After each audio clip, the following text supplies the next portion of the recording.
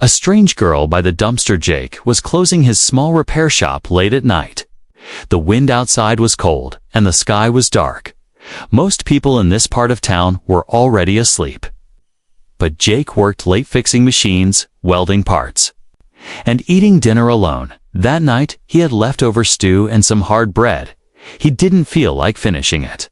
So he wrapped it up and walked outside to toss it in the dumpster. As he lifted the lid, he paused. Something moved near the trash. A faint rustling sound. Jake narrowed his eyes, scanning the shadows. Then he saw her, a small figure crouched beside the dumpster. Shivering, she was thin, too thin, with pale blue skin and long tangled hair. Her eyes glowed faintly in the dark, large and frightened. Jake froze, unsure what he was looking at. The girl looked up and stared at him like a wild animal caught in the light. She looked ready to run. Jake slowly lowered the bag of food to the ground and stepped back. He didn't speak at first, not wanting to scare her, but her eyes followed his every move. "Hey," he said softly. "It's okay. You can have it." The girl didn't move for a long moment. Then, still watching him, she crawled forward and grabbed the food with both hands. She tore into it quickly. Not even bothering to sit down, Jake could hear her chewing, fast and desperate. Her small body shook with cold, and maybe fear. He didn't know what to do. She looked too young to be alone and too alien to be from this planet. Her clothes were nothing but torn fabric, barely covering her. Her arms had small bruises, and her feet were bare. Jake felt a strange pull in his chest, something between worry and anger. He stayed quiet and let her eat. But before he could say anything else, she dropped the empty wrapper and ran, fast, light, and silent. Gone into the darkness. Jake stepped forward and looked into the alley, but she had vanished. Only the cold wind remained. Back inside his workshop, Jake couldn't stop thinking about her. He had seen many kinds of creatures before: aliens, hybrids, workers from other planets. But he had never seen a child like that. Not in this part of the world, not so alone. He sat by the heater and stared at the door. A few hours passed, and Jake cleaned up. But something didn't feel right. She was too hungry, too thin, too scared. He had seen soldiers on the run, escapees, people hiding from the law. That little girl had the same look, the look of someone running from something worse. Before going to bed, Jake made a decision. He prepared another small meal: some rice, beans and warm soup in a sealed container. He walked back outside and placed it on a wooden crate near the dumpster. Then he walked back inside and locked the door, but not the back one, just in case. All night, Jake tossed and turned. He dreamed of glowing eyes and cold fingers, of someone crying in the dark when the morning light came. He got up and rushed to check the crate. The food was gone. The container was empty and clean. She had come back. Jake stood there for a moment, staring at the empty bowl. He didn't know her name or where she was from, but something told him this wasn't over. She would come back again, and maybe, next time, she wouldn't be alone. Asterisk. The next few nights were quiet. Jake still left food by the crate every evening. Sometimes it was a sandwich. Other times it was hot stew in a thermos. Each time, the food would be gone by morning, and the container would be wiped clean. Not once did he catch a glimpse of her again, but he knew she was out there watching, waiting, surviving. On the sixth night, the sky turned dark with thick clouds. Rain started pouring just as Jake was locking up his tools. He glanced out the back window and saw the crate again, this time untouched. He frowned. Something felt different. He walked outside slowly, his boots splashing in puddles. Then he stopped. Two figures were standing near the corner of the building, barely visible in the rain. One small, the other tall. The little one stepped forward first. Jake recognized her at once. Was the alien girl. But this time, she wasn't alone. Beside her stood a woman, taller than Jake, wrapped in a ragged gray cloak, soaked and shivering. Her skin was the same pale shade as the girl's, and her glowing eyes held caution. She placed a protective arm in front of the child. As Jake stepped closer, Jake raised both hands slowly. "It's okay," he said. "I won't hurt you." The girl clutched her mother's side, her tiny hand barely reaching around the woman's waist. The woman spoke, her voice soft and broken. "You left food again and again." Jake nodded. She looked hungry. The woman hesitated, then said, "We have nowhere to go." Rain dripped from her cloak as thunder rolled above them. Jake opened the back door wide, the warm glow of his workshop spilling out. "You can come in," he said. "At least get dry." The mother and daughter exchanged a look then. Slowly, carefully, they stepped inside. Jake closed the door behind them and handed them both towels. The girl Linner rubbed her face and sat by the heater without a word. The woman knelt beside her and kept one eye on Jake. Jake moved to the kitchen, poured 3 cups of tea, and set them down. The woman watched him, then slowly picked up a cup and sniffed it. After a sip, her shoulders relaxed just a little. "My name is Sari," she said at last. "And this is Linya, my daughter." Jake smiled gently. Jake, mechanic, local oddball. Linya peeked at him for a second, then looked away. He noticed the way her fingers curled like she was ready to bolt. He didn't ask questions. Not. "Yet you can stay the night," he offered. "There's a cot in the corner." "And blankets?" Sari nodded, her voice barely above a whisper. "Thank you."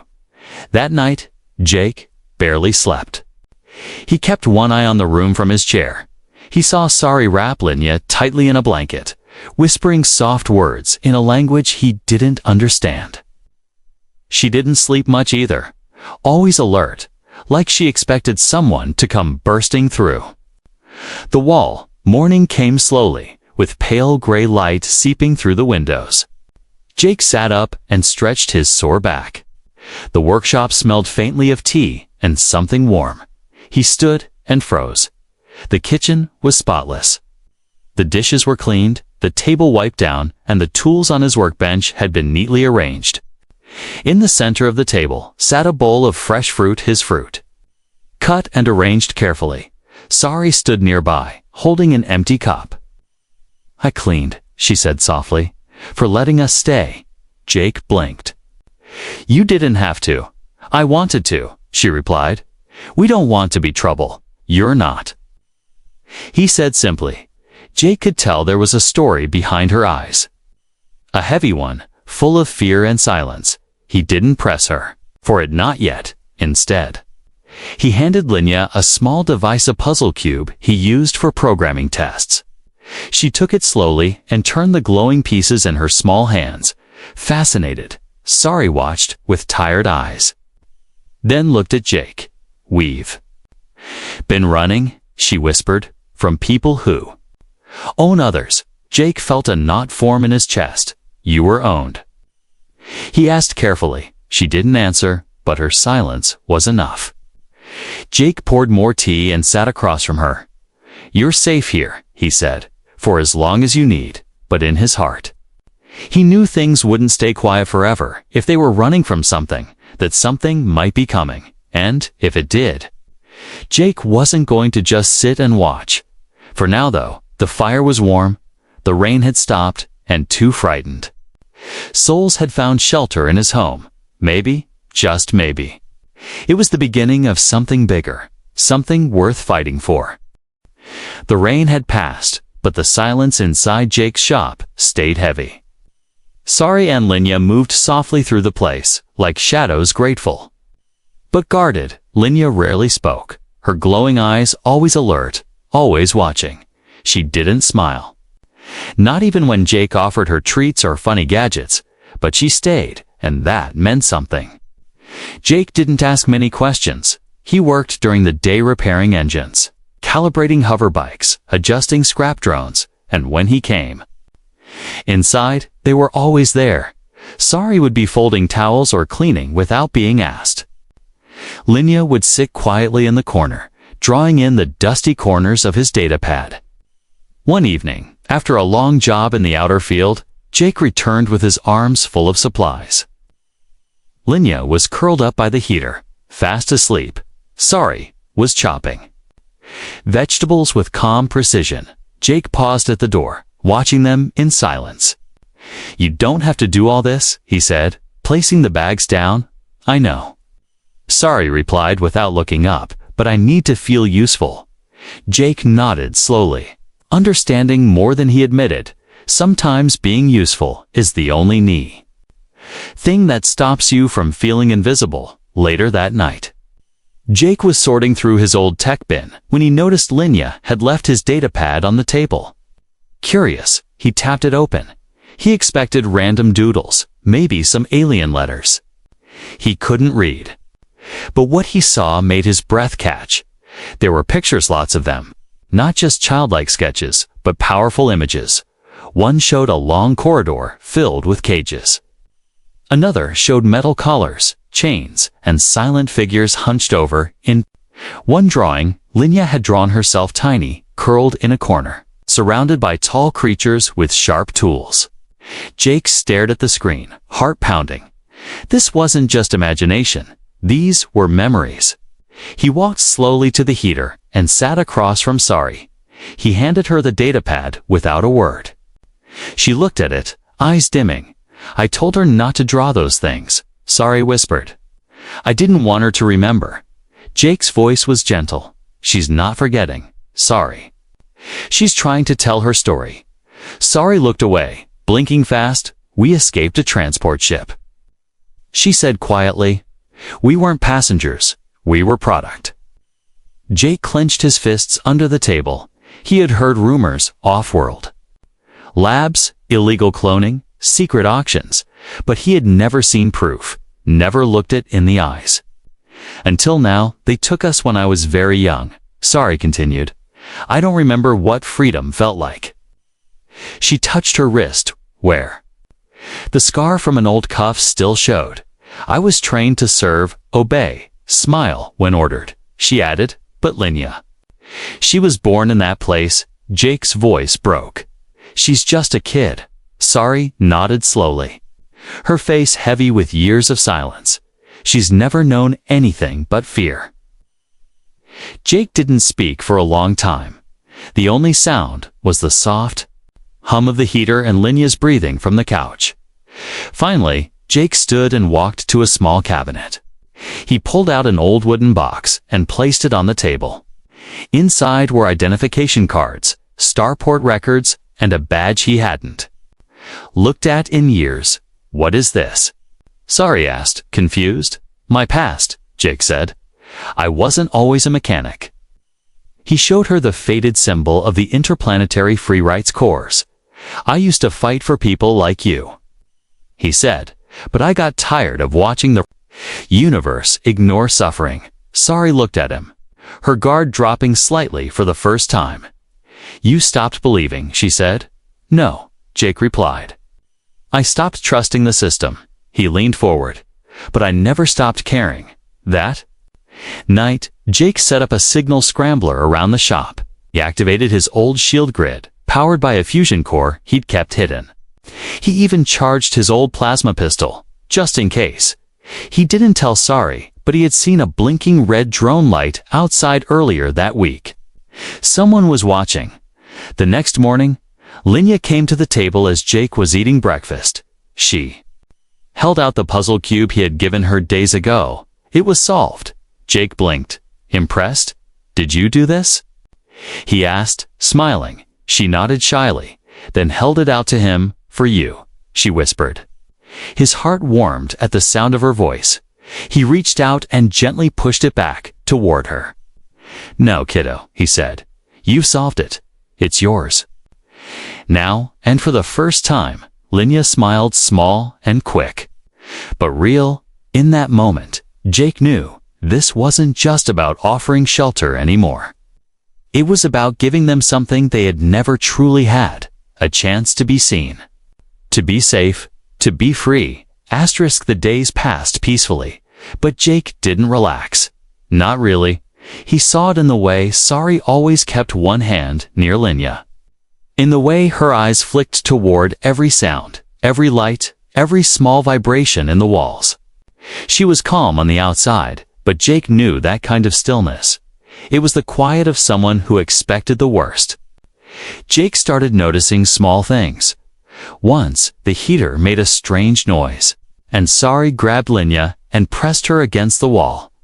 Another time, a drone flew overhead, and she vanished into the storage closet with her daughter, before Jake even looked up. It was instinct, fear woven deep into the bones. Jake knew something was coming. He just didn't know when. One evening, as the sun dipped behind the mountains, Jake climbed onto the roof. He sat there with a scope in his hand, scanning the horizon. At first, he saw nothing, just the usual long fields, broken fencing, and the rusted remains of old harvest bots.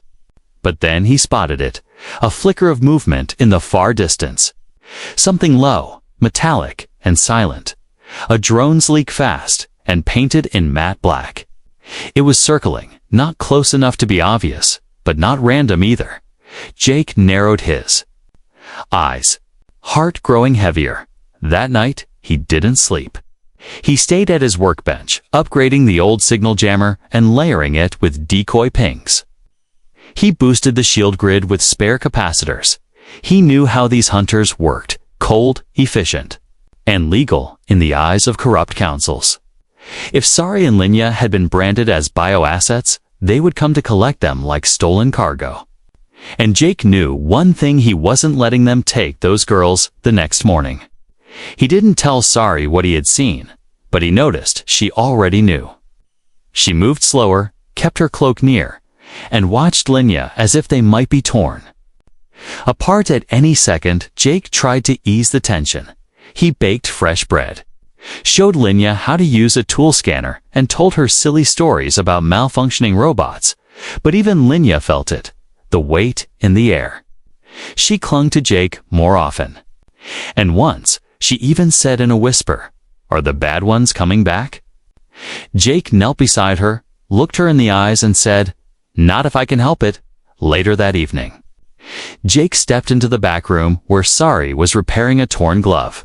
He sat beside her, calm but firm. "I need to know everything," he said. "No more holding back." Sari closed her eyes, breathed deeply, and nodded. "We were cargo," she began, "property in the eyes of the trade clans." She showed him a faded mark, burned into the inside of her arm on identification code. "They used us in the labs first, then sold us to private collectors." Her voice trembled when the ship crashed. "We ran." Jake listened without interrupting. "I thought we'd die in the cold," Sari said softly, "but she found your food." And everything changed. Jake's jaw tightened. "They'll send trackers," she warned. "Small ones first, then bigger, more dangerous ones." Jake stood and opened the cabinet behind him. Inside, wrapped in cloth, was an old plasma rifle, heavy, scarred, and illegal in most districts. "I know," he said. "Let them come that night." He made preparations. He hid Sari and Linya in a crawlspace beneath the floor, lined it with blankets, food, and a breather mask. He adjusted the shop's lights to flicker randomly to throw off thermal scans. He even wired an EMP bomb near the outer wall, last resort. Jake wasn't just a mechanic. He had once been a soldier, and the instincts hadn't left him. Just before midnight, he stood outside under the stars. The wind was cold, and the sky was too quiet. Then he heard it, a hum, low, steady, and wrong. From the north, a shadow moved through the field. It wasn't a drone this time. It was a small shuttle, black and fast, its lights off, gliding silently toward the workshop. Jake exhaled slowly. "They found us," he whispered. He pressed the silent alarm that sent a pulse to the crawlspace. Sari and Linya would know to stay hidden. Then he picked up his rifle, walked to the shadows near the back wall, and waited. He didn't know how many were coming, but he knew what was at stake. Not just to lives, but the right to choose freedom, to be more than someone. Elsa's property, and he was ready to fight for it, even if he stood alone. The night was too quiet. Jake stood alone in the dark, crouched beside his workshop wall, holding the old plasma rifle close. He listened not just with his ears, but with his bones. The soft electric hum in the wind told him the shuttle was close, too close, inside the crawl space beneath the floor. Sari and Linya waited. Jake had sealed it with an iron latch and stacked storage crates above it. He had whispered to Linya, "Stay quiet, no matter what." She had nodded, eyes wide, clutching her mother's hand in silence. They trusted him now, and that made Jake more afraid than ever. Then he heard its footsteps, not the heavy stomp of soldiers, but the slow, careful walk of professionals. Two figures in dark armor slipped around the far corner of the building. They wore visors that glowed blue and moved like shadows. Hunters. Jake waited until they reached the workshop door. He pulled a switch, and a high-pitched pulse rang out, disrupting the signal jammers, just enough to confuse their scanners. One hunter lifted a small device, frowned, and turned toward the noise. That was Jake's cue. He fired. The plasma bolt struck the first hunter in the chest, knocking him flat, armor sparking and smoking. The second spun around, fast, and returned fire, his laser grazing Jake's shoulder. Pain shot down Jake's arm. But he gritted his teeth and rolled behind a support pillar. The hunter followed. Moving with precision, Jake ducked under the next shot and triggered a trap hidden near the floor. A blast of compressed gas knocked the hunter backward, giving Jake time to rush him. They struggled. Jake slammed the butt of his rifle into the visor. Cracking it, the hunter growled in an alien tongue and reached for a knife. Jake was faster. He grabbed a wrench from the wall and swung it hard. Ah! The hunter dropped, groaning. Unconscious, Jake stood over the two fallen intruders, blood pulsing in his ears. He didn't feel like a hero. He just felt tired. He dragged the bodies inside and locked the main door. His wounded arm burned, but he forced himself to stay alert. He checked the crawlspace. Quiet, sealed, safe. He tapped the floor 3 times. From beneath a faint reply, 3 soft taps. They were still okay. Jake sat against the wall and breathed deeply. But then he noticed something. The fallen hunter's wristband was flashing red. A distress beacon. Jake cursed under his breath. This wasn't over. Not yet. He rushed to the back room and pulled out a battered communicator he hadn't used in years. It connected to old wartime channels, encrypted and off-grid. He typed a single word, help, then another, protectees. 10 minutes passed in silence. Then, finally, a reply blinked back. Send location coming in 1 hour. Jake sighed in relief. There was only one man who would answer that signal, Marn. An ex-Starfleet captain, now retired. He owed Jake a life debt. And Jake was finally cashing it in. The next hour passed slowly. Jake bandaged his wound, cleaned the blood, and double-checked the locks. He checked on Sari and Linya, again this time opening the hatch slightly. Sari looked up with wide, tense eyes. "Are we caught?" she asked, her voice tight. Jake shook his head. "Not yet," he said. "But help is coming." Linya crawled out and hugged him tightly. "You're hurt?" she whispered, seeing the red stain on his sleeve. "I've had worse," Jake said, trying to smile. "Once got bit by a cargo droid, remember?" She didn't laugh, but her tiny hand stayed on his. A low rumble echoed outside. Not the enemy shuttle, something heavier, older, louder. Jake stepped onto the roof. And through the mist, he saw it. A rusted patrol ship with blue stripes touched. Down behind the ridge, the side opened. A tall man with silver armor and a half-burnt coat stepped out. "Marn?"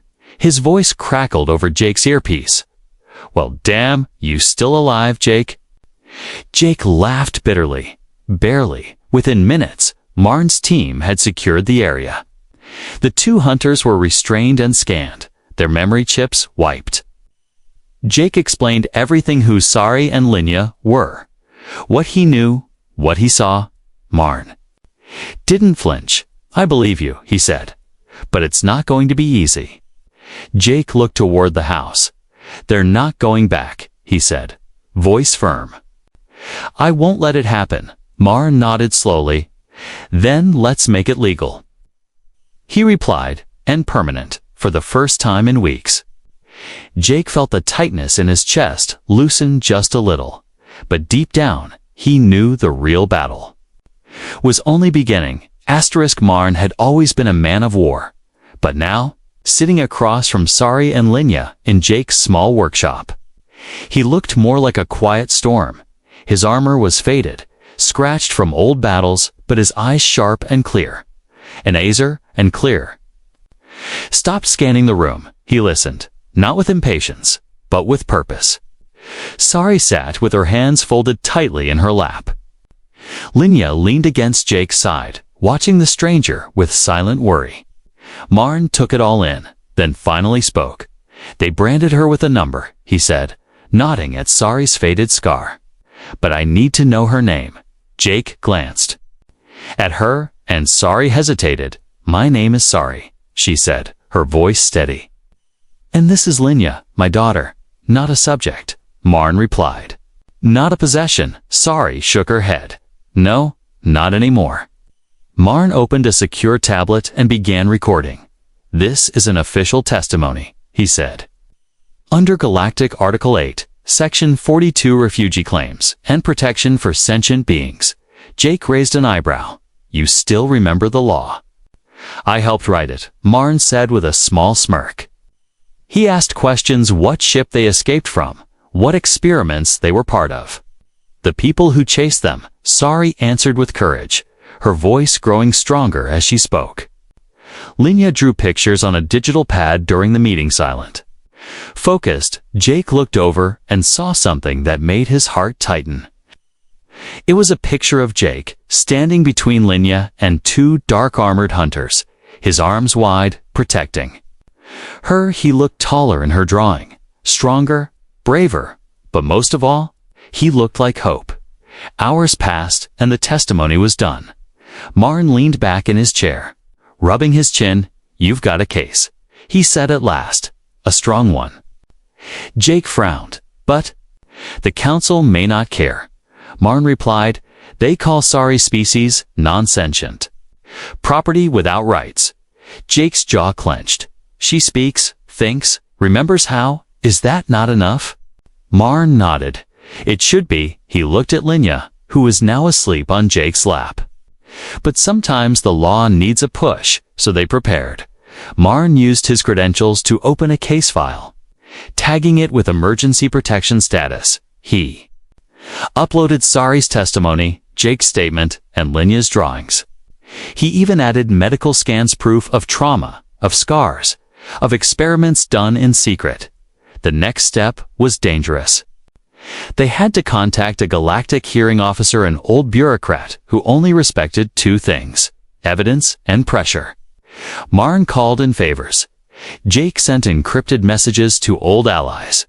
Even Sari spoke in a short video, her voice calm but powerful. I am not a product, she said into the camera. I am a mother, and my child deserves to live free. 3 days later, a response came. Jake opened the message on the shop terminal. A verdict was attached.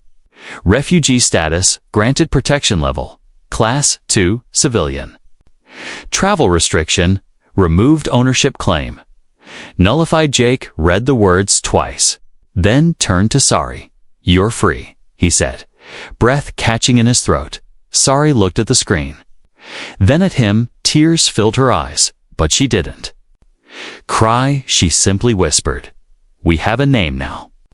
Linya jumped into his arms, laughing for the first time.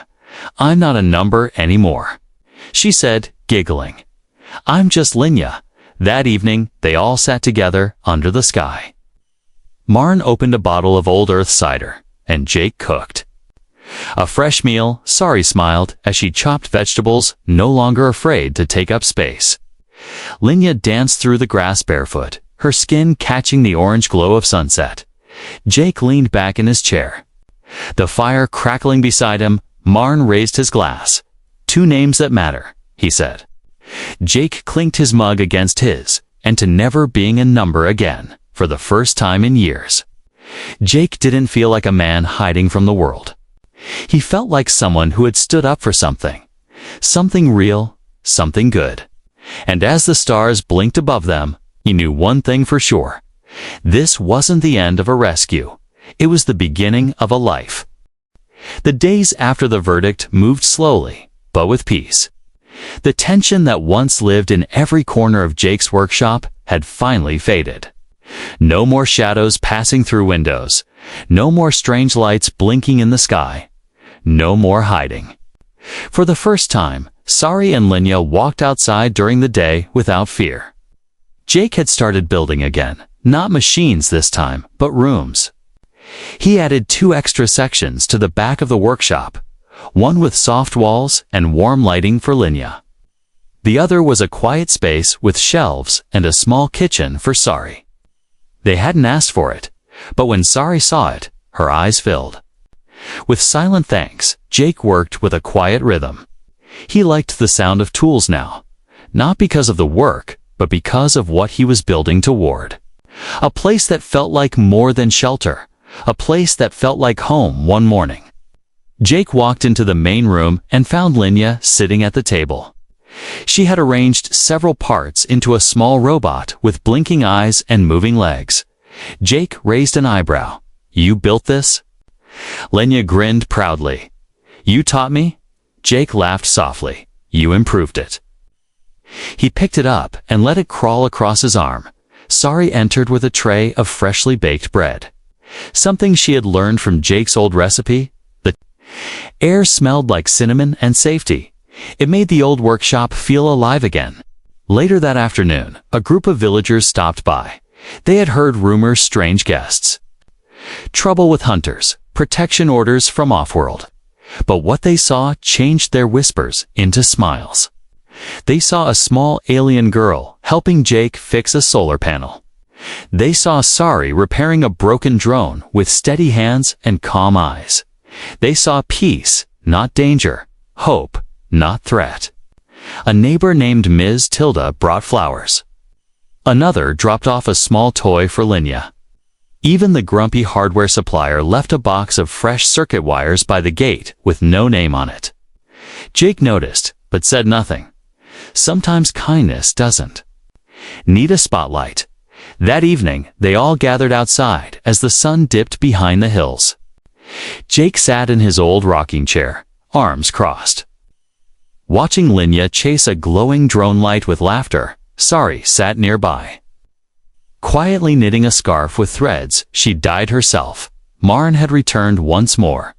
This time without armor, without war. He simply sat beside Jake, sipping tea, smiling at the life unfolding in front of him. "She's changing," Marn said, nodding toward Linya. "She's healing." Jake corrected gently. "They both are." Marn leaned back and looked at the stars. "You ever think this would be your life?" Jake chuckled. "No, but I'm glad it is." Silence followed. The good kind, the kind filled with meaning and warmth.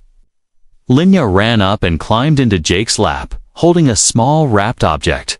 "For you," she said shyly. Jake opened it slowly, revealing a drawing. It was a picture of their home. Jake, Sari, Linya, and even Marn. They stood under the sun, surrounded by stars, at the top. In Linya's shaky handwriting were the words, "We are not lost anymore." Jake didn't speak. He just hugged her close. Sari watched, her hands trembling. Slightly, but her smile steady. This wasn't the life Jake expected. But it was the one that found him quietly, urgently, beautifully. Not with fanfare, but with a starving girl by a dumpster, with leftover food and a decision to care. Now, the house was full, not of noise, but of meaning. Every plate shared, every corner cleaned, every hug exchanged. It all added to something bigger than survival. It added to love, to family. And as the stars twinkled above them like tiny eyes watching from far galaxies, Jake leaned back, heart full. Not everyone would understand this strange family he had. Built, but he didn't care. He knew who they were, and now, so did the universe. Not numbers, not cargo, not fugitives, but people, with names, with dreams, with a home.